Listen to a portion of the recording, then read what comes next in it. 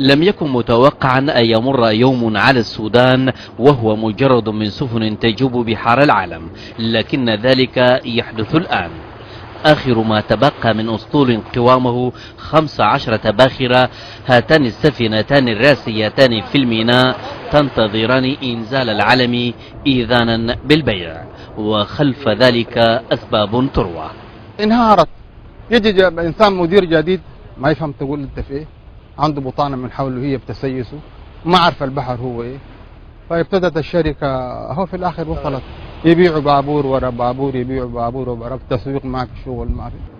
انهيار النقل البحري في السودان أدى إلى تشريد أكثر من 700 بحار وكوادر فنية أخرى، هذا فضلا عن قرارات الفصل التعسفي.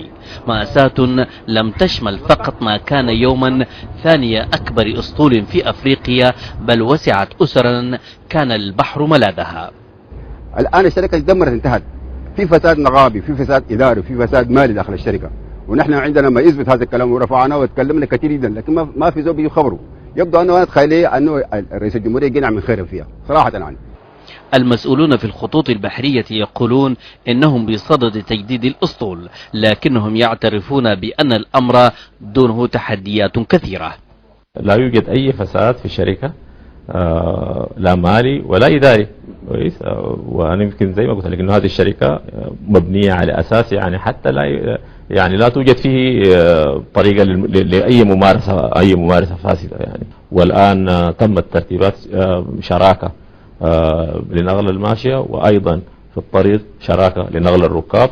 ترزخ الخطوط البحرية السودانية تحت ديون كثيرة، ويطالب موظفوها بتعويضات جراء ما لحق بهم من أضرار، وتلك قصة أخرى.